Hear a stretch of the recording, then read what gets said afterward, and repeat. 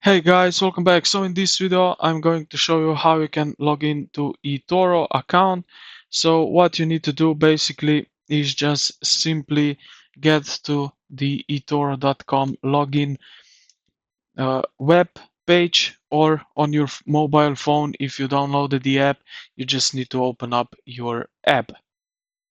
And now you have here option, so you can sign in here through this form here, or you can use sign in with Google, sign in with Apple or Facebook.